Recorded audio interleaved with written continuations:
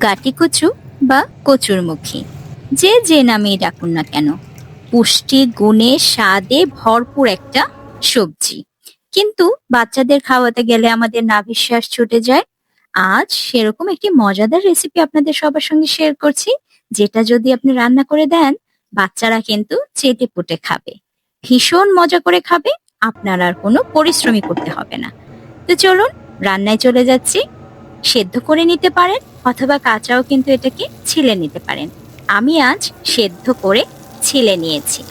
এখন এখানে একটু তেলের মধ্যে লবণ হলুদ দিয়ে প্রথমে যে কাজটা করছি, কিছুটা চিংড়ি মাছ ভেজে নিচ্ছি। ভেজে নিলে এটার ফ্লেভারটা অনেক বেশি ভালো আসে। তাই অল্প সময়ের জন্য দেওয়ার সাথে সাথেই দেখবেন কালারটা চেঞ্জ হয়ে গিয়েছে, তুলে নিতে হবে, অল্প সময় ভাজলেই হবে। তারপরে সেই একই তেলের মধ্যে এই যে বললাম কচুরমুখী কিংবা গাটি কচু, যে যে নামেই ডাকুন, আমি তো সেদ্ধ করে ছিলে নিয়েছি, আপনারা চাইলে কাঁচা অবস্থায়ও নিতে পারেন।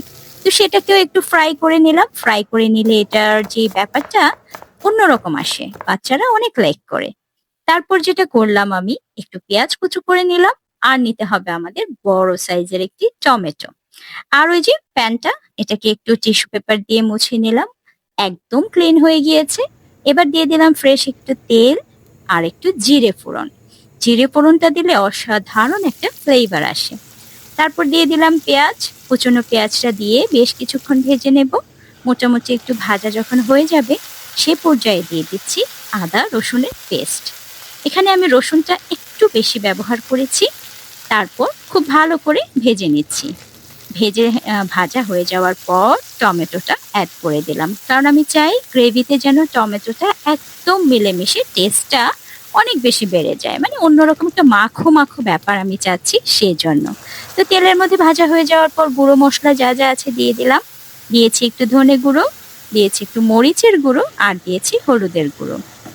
ভাজা ভাজা হয়ে যাওয়ার পর যেটা করেছি, একটা ম্যাশার নিয়ে খুব ভালো করে ম্যাশ করে নিচ্ছিলাম। ওই যে বললাম, আমি চাচ্ছিলাম এটার গ্রেভিটা একটু ঠিক ঠিক হোক, একটু ঘন ঘন হোক, এবং টমেটোটা একেবারে গলিয়ে ফেলতে চাচ্ছিলাম, সেজন্যই এই প্রসেসটা। তারপর হালকা একটু পানি দিয়ে দিলাম। তার মধ্যে দিয়ে দিলাম ভেজে রাখা কচুর মুখিগুলো। উপর থেকে ছড়িয়ে দিলাম চিংড়ি মাছ। ব্যাস, দুটোই যেহেতু আমার একেবারে ডান করা, চিংড়িটাও ফ্রাই করা, কচুর মুখিটাও সেদ্ধ করে ভেজে নিয়েছিলাম, তাই খুব একটা সময় লাগেনি। যদি কাঁচা অবস্থায় কচুর মুখিটা নিন, তাহলে সেই ক্ষেত্রে একটু সময়টা বেশি লাগবে। তো এই তো মোটামুটি হয়ে গিয়েছে। ওভারকুক করলে কিন্তু সেটার ঘ্রাণেও ভিন্নতা চলে আসে এবং স্বাদেও ভিন্নতা চলে আসে, তাই আমি ওভারকুক করিনি, খুব ঝটপট করে নিয়েছি। ভীষণ মজা হয়েছিল আলহামদুলিল্লাহ। আপনারা যারা যারা খেয়েছেন তারাও আমাকে কমেন্টে জানাবেন, আর যারা খাননি অবশ্যই একটু ট্রাই করবেন। ধন্যবাদ।